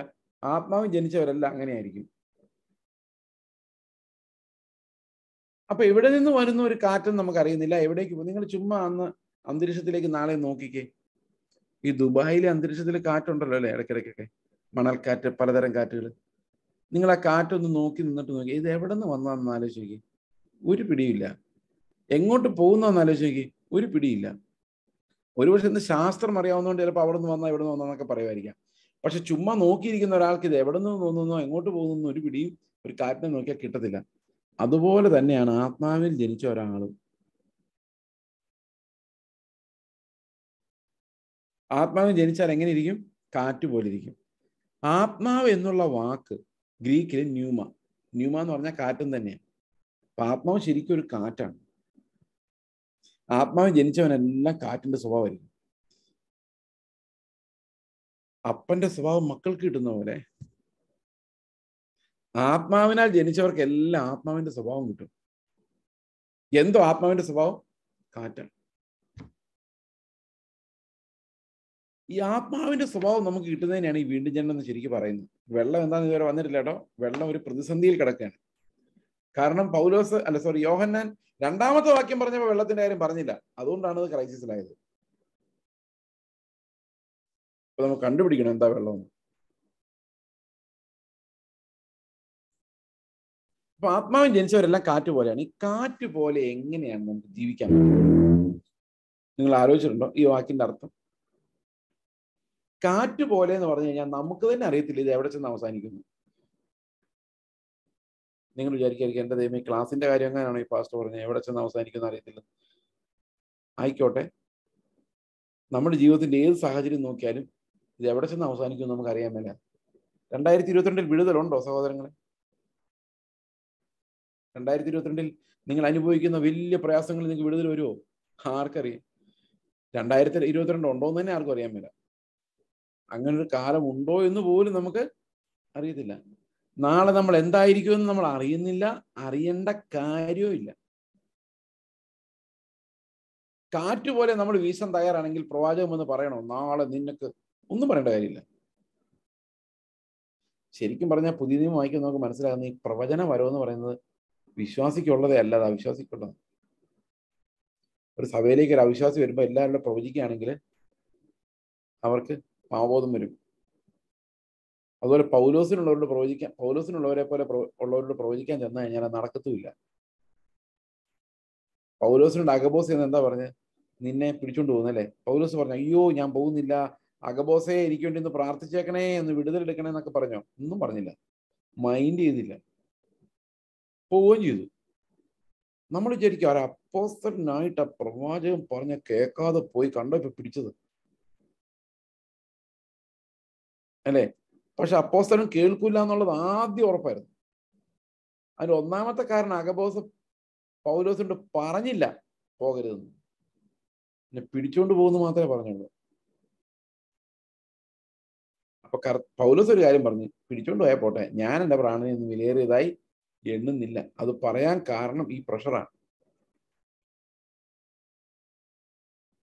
ഓക്കെ, അപ്പോൾ പൗലോസിന്റെ ലൈഫ് അങ്ങനെയാണ്. അത് എങ്ങനെയാണെന്ന് എങ്ങോട്ട് പോകുന്നു ആർക്കും പറയാൻ സാധിക്കത്തില്ല. ഓക്കെ, അപ്പോൾ ഇവിടെ പറയുന്നത് കാറ്റ് പോലെ വീശും എന്നാ. കാറ്റ് പോലെ വീശും. അങ്ങനെ കാറ്റ് പോലെ വീശുന്നവർക്ക് നാളെ എന്ത് സംഭവിക്കുന്ന ഒരു പ്രവാചകൻ പറയേണ്ട ആവശ്യമില്ല. വിടുതൽ വരുന്നുണ്ടോ നോക്കിയിരിക്കേണ്ട കാര്യമില്ല. അവനൊരു കാര്യം അറിയാം, കർത്താവ് എന്തായാലും അവൻ്റെ കൂടെ ഉണ്ട്. അത് ഇന്നും ഉണ്ട്, നാളെയും ഉണ്ട്. നാളെ ഞാൻ ഇല്ലെങ്കിൽ പോലും കർത്താവ് എൻ്റെ കൈ പിടിച്ചിട്ടുണ്ടാവും. അവൻ ഒരിക്കലും വിടത്തില്ല. ഇതിൽ കൂടുതലൊരു പരിജ്ഞാനവും ബൈബിളിൽ ഇല്ല. ഇതാണ് ബൈബിളിന്റെ crux. The Lord is with me. He will never abandon me. He loves me. He will hold me close to him. Okay, ആത്മാവ് ജനിച്ചവർക്ക് അത് പറയാൻ പറ്റത്തുള്ളൂ. അവൻ കാറ്റ് പോലെയാണ്. ദൈവം നമ്മളെ സൂക്ഷിക്കുന്നുണ്ടെങ്കിൽ പിന്നെ നമ്മൾ എവിടെയൊക്കെ പോയാലെന്ത്, നാളെ എന്ത് സംഭവിച്ചാലെന്ത്, യാതൊരുവിധ പ്രശ്നമില്ല. ഞാൻ നിങ്ങളുടെ കാറ്റ് എന്നുള്ളതിൻ്റെ ഒരു എക്സാമ്പിൾ ഒന്നും കൂടെ വിശദീകരിക്കാൻ ശ്രമിക്കാം. ഓക്കെ, ഇപ്പൊ എന്നോട് കർത്താവ് പറയാണ്, നീ പ്രസംഗം ഇപ്പൊ നിർത്തിക്കോ. അപ്പൊ ഞാൻ പറയാം, കർത്താവേ 15 മിനിറ്റ് ഉണ്ട്.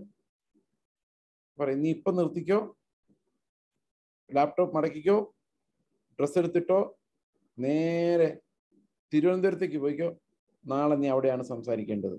അങ്ങനെയാണ് അപ്പോസ്തലന്മാർ അന്ന് നടന്നുകൊണ്ടിരുന്നത്. ഇന്ന് ഞങ്ങളൊക്കെ വിളി അനുസരിച്ചാണ് സംസാരിക്കുന്നത്. പക്ഷെ അപ്പോസ്തലന്മാർ അങ്ങനെയല്ല. ദൈവത്തിന്റെ ശബ്ദം കേൾക്കുമായിരുന്നു, നീ ഇന്ന സ്ഥലത്തേക്ക് പോ, ഉടനെ അവർ എഴുന്നേറ്റ് പോകുമായിരുന്നു. ഓക്കെ, ഇതിപ്പോ വിളിയുടെ അടിസ്ഥാനത്തിലാണ് മിക്കവാറും പ്രസംഗങ്ങൾ, ഞാൻ ഉൾപ്പെടെ.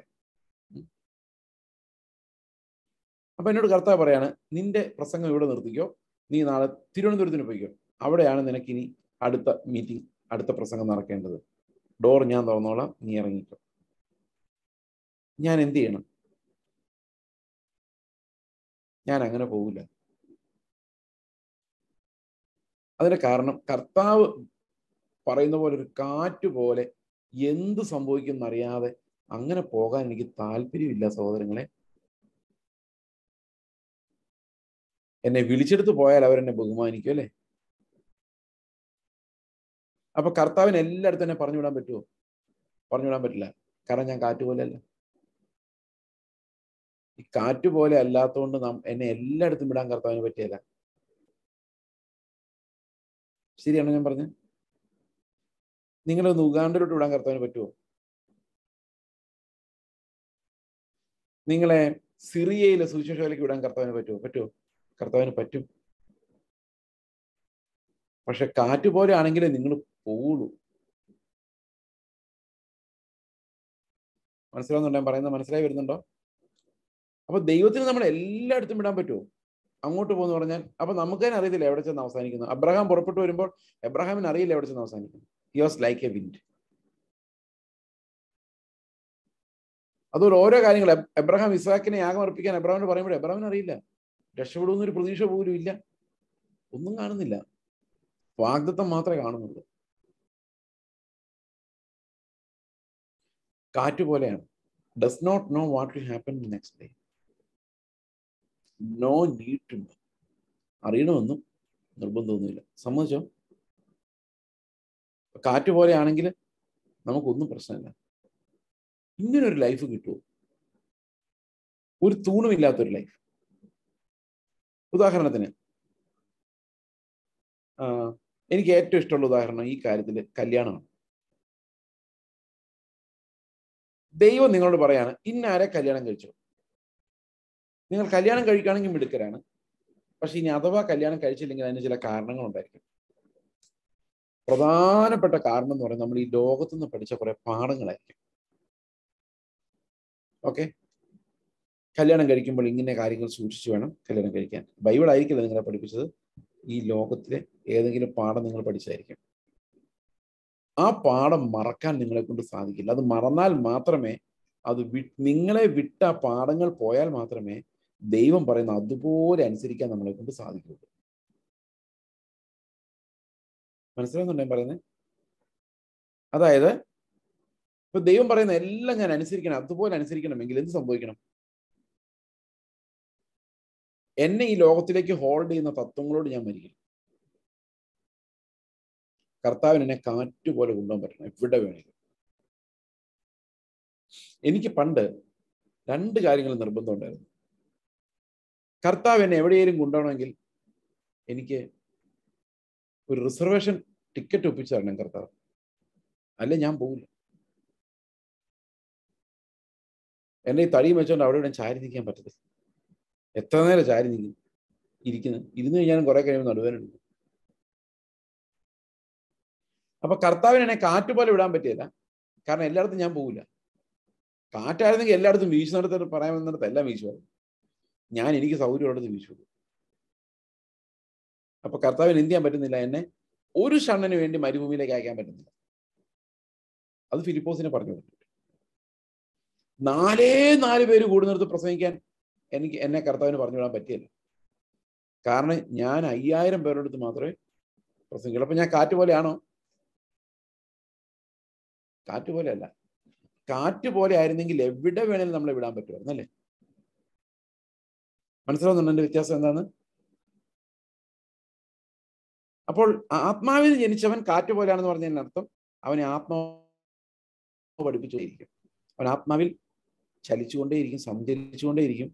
അങ്ങനെ ഒരു ലൈഫ് കർത്താവ് പറയാണ്, വീണ്ടും ജനിച്ചവരെല്ലാം അപ്പനെ നോക്കിയാണ് ജീവിക്കുന്നത്. ഇവിടെ നമ്മൾ ഒരു ഫണ്ടമെന്റൽ ആയിട്ടൊരു കാര്യം ഓർക്കാനുണ്ട്. ഏദൻ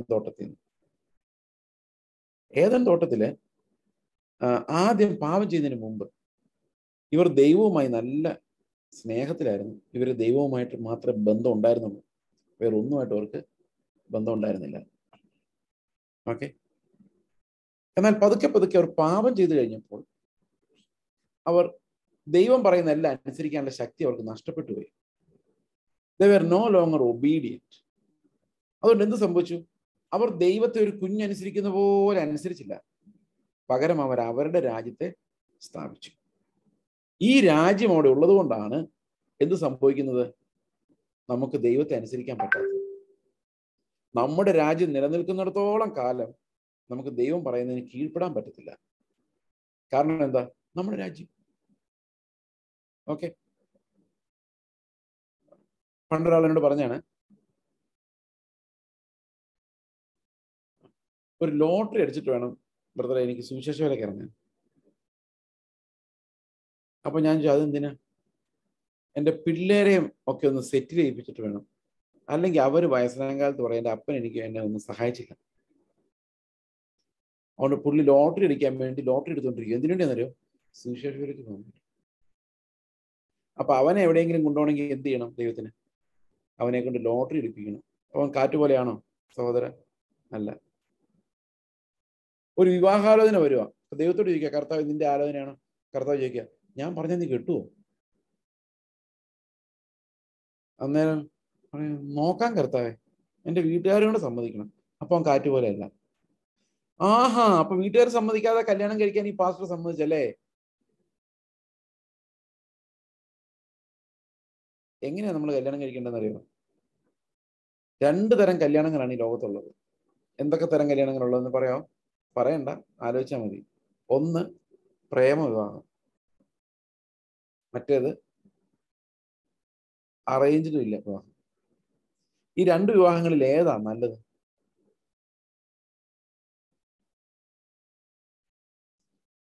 ഓ, ഒന്നും പറയണ്ട എൻ്റെ ദൈവമേ, പറഞ്ഞ പ്രശ്നം പുലിവാല. നിങ്ങൾക്കറിയോ, ഈ ഇംഗ്ലണ്ടിലൊക്കെ ഈ അറേഞ്ച്ഡ് മാരേജ് ഒരു വലിയ ഈവിലായിട്ടാ. പണ്ട് ഈ സതി പോലത്തെ ഉള്ള ഒരു തിന്മയായിട്ടാണ് അവിടുത്തെ ആൾക്കാർ കാണുന്നത്. ഒരു പെൺകുട്ടിയോ ഒരു ആൺകുട്ടിയും യാതൊരു പരിചയമില്ല, ആ പെൺകുട്ടിയെ പറഞ്ഞൊരു ആൺകുട്ടി എടുത്തിട്ട് വിടുന്നു. അവർ തമ്മിൽ ഒരു ബന്ധവും സൗഹൃദവും ഒന്നും ഇല്ലാത്ത ഒരാളുമായിട്ട് ശാരീരികമായിട്ട് അടുത്ത് ജീവിക്കേണ്ടി വരുന്നു. അതൊരു അനാചാരമായിട്ടാണ് ഈ ബ്രിട്ടീഷുകാരൊക്കെ കാണുന്നത്. ഞാൻ നിങ്ങളോട് ചോദിക്കട്ടെ, ഏതാണ് നല്ലത്? നിങ്ങൾക്ക് ഇത് കേൾക്കുമ്പോൾ തോന്നായിരിക്കും ഈ മനുഷ്യന് പ്രേമവിവാഹത്തോട് ആഭിമുഖ്യമുള്ള ആളാണ്. എൻ്റെ സഹോദരങ്ങളെ, ജീവിതത്തിൽ ഒരിക്കലും ആരെയും പ്രേമിച്ചിട്ടില്ലാത്ത ഒരാളുണ്ടെങ്കിൽ അത് ഞാനായിരിക്കും ഞാൻ വിശ്വസിക്കുന്നു. ഞാൻ പറഞ്ഞതെന്ന് വെച്ച് കഴിഞ്ഞാൽ ഈ പ്രേമ വിവാഹം വെറും തട്ടിപ്പാ. അതുപോലെ തന്നെയാണ് അറേഞ്ച്ഡ് മാരേജ്. ഇത് രണ്ടും വെറും തട്ടിപ്പുകളാണ്. പ്രേമ വിവാഹത്തിൽ ഒരുത്തിന് ജഡത്തിൽ ഒരാളുടെ ഇഷ്ടം തോന്നുന്നു, ജഡം തീരുമാനം എടുക്കുന്നു, അപ്പൊ അവനാണ് അവന്റെ രാജാവ്. അറേഞ്ച്ഡ് മാരേജിൽ പേരൻസ് എല്ലാം കൂടെ കൂടി വലിയൊരു ജഡം ഉണ്ടാക്കിയിട്ട് ആ ജഡം തീരുമാനം എടുക്കുന്നു. അങ്ങനെയല്ലേ? അപ്പോ കാറ്റ് പോലെ. അപ്പൊ കർത്താവ് കൊണ്ട് പറയാണ്, നീ ഒരു മിഷണറി ആയിട്ട് പോകാൻ പോലെ അതെ ആ മിഷണറിയെ കല്യാണം കഴിച്ചോ. അപ്പൊ ഇല്ലില്ല, ഞാൻ മിഷണറി ആയിട്ട് പോവുക, അതുകൊണ്ട് ഞാനൊരു നേഴ്സിനെ കല്യാണം കഴിക്കാൻ പോകുന്നു. ഞാൻ എന്തിന്? പുള്ളിക്കാരി പണി ചെയ്ത് സമ്പാദിച്ചു തരും, ഞാൻ സുശേഷം. അങ്ങനെ പിന്നീടായാൽ കുഴപ്പമില്ല, പിന്നീട് അങ്ങനെ ആയാൽ ഓക്കെ, ദാറ്റ്സ് ഫൈൻ. പക്ഷെ അങ്ങനെ ആദ്യം തൊട്ടേ പ്രാർത്ഥിക്കാൻ തുടങ്ങിക്കഴിഞ്ഞാൽ അത് കാറ്റ് പോലെ അല്ല. കാരണം അവനൊരു പില്ലർ ആദ്യം നാട്ടുന്നതല്ലേ. കാറ്റിന് എന്തിനാ തൂണ്? അപ്പൊ എനിക്ക് കർത്താവ് പറയുന്ന ആളെ കെട്ടാൻ പറ്റാത്തതിന്റെ കാരണം എന്താ? ഞാൻ ചെറുപ്പം തൊട്ടേ പഠിച്ചു വന്ന ചില പ്രമാണങ്ങളുണ്ട്. ആ പ്രമാണങ്ങൾ കാരണം ദൈവം പറയുന്ന എല്ലാം ചെയ്യാൻ എന്നെ കൊണ്ട് പറ്റിയല്ല. പ്രമാണം നമ്പർ 1, പണമില്ലാത്തവനെ എന്തിനു കൊള്ളാം. നിങ്ങൾ കേട്ടിട്ടുണ്ടോ ഈ പ്രമാണം? ഇത് ബൈബിളിലുള്ളതാണോ ലോകം പഠിപ്പിച്ചതാണോ? ലോകം പഠിപ്പിച്ചതാണ്. എടാ, വിദ്യാഭ്യാസമാടാ ഒരു മനുഷ്യന്റെ ഏറ്റവും വലിയ ധനം. റിയലി ആണോ? വിദ്യാഭ്യാസം ഒത്തിരി ഉണ്ടായിട്ട് ഒരു വിവരമില്ലാത്ത എത്രയോ പേരെ ഞാൻ കാണുന്നുണ്ടെന്ന്. അപ്പൊ കല്യാണം മുടങ്ങാനുള്ള 2 വഴികളായി: ധനം, വിദ്യാഭ്യാസം. ഇനി മൂന്നാമതൊരു വലിയ സാധനമുണ്ട്. നമ്മുടെ ആൾക്കാരാണോ എന്ന ചോദ്യം. അതായത് നമ്മുടെ അതേ ജാതിയാണെന്ന്. അപ്പൊ ഇങ്ങനെയുള്ള കുറെ തൂണുകളുണ്ട്. അപ്പം രസകരമായ ഒരു സംഭവം ഉണ്ടായി, നിങ്ങൾ ആരോടും പറയരുത്.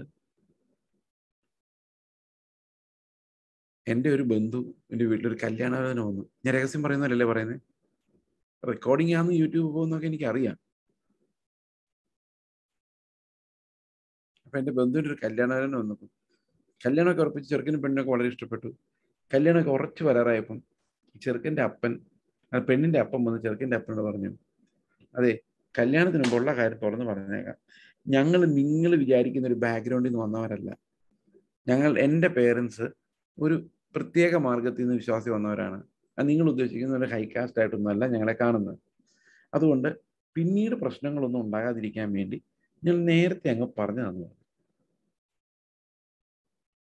അപ്പൊ ഈ ബന്ധു പറഞ്ഞു, എൻ്റെ ബ്രദറെ അങ്ങനെ വല്ലതും പറയാനുണ്ടോ? നമ്മളെല്ലാം ഒരപ്പത്തിന്റെ അംശങ്ങളല്ലേ. ഇവിടെ ജാതിയും മതവും ഒന്നും ഇല്ലല്ലോ. അതൊക്കെ നമ്മൾ ചിന്തിക്കുന്നതിന് തെറ്റല്ലേ എന്ന് ഈ പുള്ളി ചോദിച്ചു. എങ്ങനെയുണ്ട് കഥ? നല്ല കഥയല്ലേ? പക്ഷെ പിന്നെ ഇയാള് ആ കല്യാണാലോചനയായിട്ട് പ്രൊസീഡ് ചെയ്തില്ല. അപ്പോ ഇതറിഞ്ഞപ്പോ ഞാൻ ചോദിച്ചു, എന്തുകൊണ്ടാണ് ആ കല്യാണവുമായിട്ട് പ്രൊസീഡ് ചെയ്യാതെ വിട്ടു കളഞ്ഞത്? എനിക്കൊന്ന് അറിയാൻ വേണ്ടി ചോദിച്ചാ. അപ്പൊ പുള്ളി പറഞ്ഞടാ, കല്യാണം എന്ന് പറഞ്ഞാൽ 2 കുടുംബങ്ങൾ തമ്മിലുള്ള ബന്ധമാണ്. അതിലൊരു കുടുംബത്തിൽ വേറൊരു ജാതിയിലും മതത്തിൽ നിന്നും ബാക്ക്ഗ്രൗണ്ടിലുള്ളവരാണ്, അവരെല്ലാവരും രക്ഷിക്കപ്പെട്ടവരായിരിക്കില്ല. നമ്മുടെ വീട്ടിലൊരു ഫംഗ്ഷൻ നടക്കുമ്പോൾ പലതരത്തിലുള്ള ആൾക്കാർ വരും. അത് എല്ലാം പിന്നീട് പ്രശ്നമാവും. അതുകൊണ്ടാണ്. അതായത് ഒരു കല്യാണം എന്ന് പറഞ്ഞാൽ എന്താ സഹോദരങ്ങളെ? 2 വ്യക്തികൾ തമ്മിലുള്ള ബന്ധമല്ല, പിന്നെ 2 കുടുംബങ്ങൾ തമ്മിലുള്ള ബന്ധമാണ്. എത്ര അധ്യായം, എത്ര വാക്യം? ഏത് പുസ്തകം? ബൈബിളിലില്ല. ബൈബിളിൽ പറയുന്ന ഒരു അപ്പൻ തന്റെ അപ്പനെ അമ്മയെ വിട്ടു ഭാര്യയോട് പറ്റിച്ചേരുമെന്ന്. അതെന്തിനാ ഈ വിട്ട് പറ്റിച്ചേരുന്നറിയാം? കുറേ പ്രമാണങ്ങൾ ഈ ജഡത്തിൽ നമ്മൾ ഉണ്ടാക്കി വെച്ചിട്ടുണ്ട്, കുടുംബം കുടുംബം എന്നും പറഞ്ഞ്. അത് വിട്ടിട്ട് ഇവർ കർത്താവ് തലയായ വേറൊരു കുടുംബം ഉണ്ടാക്കണം. അത് അപ്പന്റെ കുടുംബം പോലെ അമ്മയുടെ കുടുംബം പോലെ ആകരുത്. അത് ക്രൈസ്റ്റ് തലയായിരിക്കുന്ന ഒരു കുടുംബമായിരിക്കണം. അതിനുവേണ്ടി അവരെ കല്യാണം കഴിപ്പിക്കുന്നത്. മനസ്സിലാവുന്നുണ്ടോ? അപ്പോൾ തൂണുകളുണ്ടെങ്കിൽ ഈ ലോകത്തിലെ പാഠങ്ങൾ, പണത്തെക്കുറിച്ചുള്ള പാഠം, വിദ്യാഭ്യാസത്തെക്കുറിച്ചുള്ള പാഠം, മനുഷ്യരുടെ ബഹുമാനത്തെക്കുറിച്ചുള്ള പാഠം, എന്താ മിനിസ്ട്രി കുറിച്ചുള്ള പല പല പാഠങ്ങൾ, ഇങ്ങനെ പല തരത്തിൽ നമ്മൾ ഈ ലോകത്ത് പല പാഠങ്ങളും പഠിച്ചിട്ടുണ്ട്. അത് കയ്യിലിരിക്കുന്നിടത്തോളം കാലം നമുക്ക് ദൈവത്തിന്റെ രാജ്യത്തിലേക്ക് പ്രവേശിക്കാൻ പറ്റില്ല. ഓക്കെ? അപ്പൊ ദൈവത്തിന്റെ രാജ്യത്തിലേക്ക് കടക്കണമെങ്കിൽ നമ്മൾ ചെറുപ്പത്തിലെ പഠിച്ച ഈ പാഠങ്ങളോട് നമ്മൾ മരിക്കണം. ജാതിയെ സംബന്ധിക്കുന്നത്, വിദ്യാഭ്യാസം സംബന്ധിക്കുന്ന, പണത്തെ സംബന്ധിക്കുന്ന എല്ലാം, അതെല്ലാത്തിനോടും നമ്മൾ മരിക്കണം. ഇത് സംഗതി വളരെ വളരെ കോംപ്ലിക്കേറ്റഡ് ആണ് കേട്ടോ വേദപുസ്തകം പഠിപ്പിക്കുന്നത്. ഒരു ജഡ മനുഷ്യനെ സംബന്ധിച്ച്, രക്ഷിക്കപ്പെടാത്ത ഒരാളെ സംബന്ധിച്ച് ഇത് ഭയങ്കരമായി വേദന ഉണ്ടാക്കുന്നു. ഇപ്പൊ നിക്കോദമോസ് ചോദിക്കുക, എങ്ങനെയാ ഇതൊക്കെ സംഭവിക്കാൻ പോകുന്നത്? ഞാൻ എങ്ങനെയാ കാറ്റ് പോലെ പോകും? അപ്പൊ കർത്താവ് തിരിച്ചൊരു ചോദ്യം ചോദിക്കുകയാണ്, നീ ഇസ്രായേലിന്റെ ഉപദേഷ്ടാവായിട്ട് ഇത് അറിയുന്നില്ലയോ? അപ്പൊ ഒരു കാര്യം ഉറപ്പാ, ഇത് ഇസ്രായേലിന്റെ ഉപദേഷ്ടാക്കന്മാര് അറിഞ്ഞിരിക്കണമായിരുന്നു. എന്ത്? വെള്ളത്താലും ആത്മാവിനാലുമുള്ള ഈ വീണ്ടും ജനനം കാറ്റുപോലെ ആകുന്നത്. ഈ പുതുതായി ജനിച്ച് പുതിയൊരു സൃഷ്ടിയായി മാറി. ഓക്കെ, ആ സൃഷ്ടി എന്താണ്? ആ സൃഷ്ടിയുടെ സ്വഭാവം അത് കാറ്റുപോലെ എവിടെയും വീശാൻ ധൈര്യമുള്ള പുതിയ ജീവനാണ്, ക്രിസ്താനുരൂപമായി സൃഷ്ടിക്കപ്പെട്ടത്. അതാണ് ആത്മാവിനാലുള്ള വീണ്ടും. ഇപ്പോഴും നമ്മുടെ പ്രധാനപ്പെട്ട പ്രശ്നം അവിടെ നിൽക്കുകയാണ്, വെള്ളം.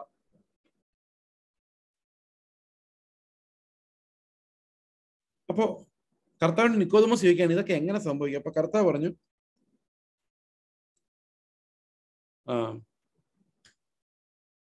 നീ ഇസ്രായേലിന്റെ ആചാരനായിരുന്നിട്ടും ഉപദേഷ്ടാവായിരുന്നിട്ട് ഈ കാര്യം അറിയുന്നില്ല. അപ്പൊ ഇസ്രായേലിനെ മുഴുവൻ പഠിപ്പിക്കുന്ന ഒരു ടീച്ചറായിട്ട് നീ ഈ ഒരു കാര്യം നിനക്ക് മനസ്സിലായില്ലേ? എങ്ങനെയാണ് വീണ്ടും ജനിക്കുന്നത്? അതിന്റെ അർത്ഥം ഇസ്രായേലിലെ ആളുകൾക്ക് മനസ്സിലാകത്തക്ക രീതിയിൽ ഇത് പഴയ നിയമത്തിൽ വെള്ളത്താലും ആത്മാവിനാലുമുള്ള വീണ്ടും ജനനം എഴുതിയിട്ടുണ്ടായിരുന്നു. നമ്മുടെ മുമ്പിൽ ഒരു പ്രശ്നമുണ്ട്. എന്തുകൊണ്ട് രണ്ടാമത്തെ വാക്യത്തിൽ ദൈവം വെള്ളം വിട്ട് കളഞ്ഞിട്ട് ജഡം എന്ന് പറഞ്ഞല്ലേ? ഓർമ്മയുണ്ടോ നമ്മുടെ മുമ്പിൽ വെച്ചിരുന്നൊരു ചോദ്യം? മറന്നുപോയോ? ഞാൻ പറഞ്ഞില്ലേ, ആത്മാവിനാൽ വെള്ളത്താൽ ആത്മാവിനാൽ വീണ്ടും ജനിക്കണം എന്ന് പറഞ്ഞാൽ അടുത്ത വാക്യം എന്തായിരുന്നു? ജഡത്താൽ ജനിച്ചല്ല ജഡമാകുന്നു, ആത്മാവിനാൽ ജനിച്ച ആത്മാവുന്നു. അപ്പൊ ഞാൻ നിങ്ങളോട് ചോദ്യം ചോദിച്ചില്ലേ, വെള്ളം ഇതിലേ പോയിന്ന്? അതിന്റെ ഉത്തരം ഇപ്പൊ നമുക്ക് വരാൻ പോണേ. അവിടെ വെള്ളം മനഃപൂർവ്വം കളഞ്ഞതാണ്. ഓക്കെ, അപ്പോൾ നിക്കോദമോസിന്റെ കർത്താവ് പറയാണ്, ഇസ്രായേലിന്റെ ഉപദേഷ്ടാവാണ് നീ, എന്നിട്ട് ഈ കാര്യം അറിയത്തില്ലേ? നിങ്ങൾക്കറിയാമോ എവിടെയായി പഴയ നിയമത്തിൽ ഈ വാക്യമുള്ളതെന്ന്? യെഹെസ്കേൽ പ്രവചനത്തിന്റെ പുസ്തകം, പ്രവാചകന്റെ പുസ്തകം 36 25, 26, 27 വാക്യങ്ങളാണ് വീണ്ടും ജനനത്തെക്കുറിച്ചുള്ള പഴയ നിയമ പ്രൊഫസി. ഇത് തന്നെ യെരമ്യാ പ്രവാചകന്റെ പുസ്തകം 31 അത് തന്നെ എബ്രായ ലേഖനത്തിൽ ആവർത്തിക്കപ്പെട്ടിട്ടുണ്ട്.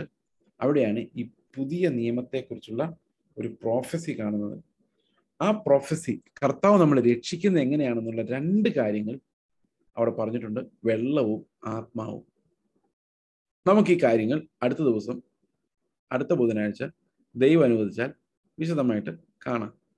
നമ്മൾ യോഹന്നാന്റെ സുവിശേഷത്തിലെ ചില പ്രധാനപ്പെട്ട വാക്യങ്ങൾ നമ്മുടെ രക്ഷയെ ഉറപ്പിക്കാൻ വേണ്ടി, നാം വീണ്ടും ജനിച്ചവരാണെന്ന് ഉറപ്പുവരുത്താൻ വേണ്ടി നമ്മൾ അതിലേക്ക് കടന്നു പോവുകയാണ്. We will come back next week to listen more. ദൈവം നിങ്ങളെല്ലാവരും അനുഗ്രഹിക്കുമാറാകട്ടെ.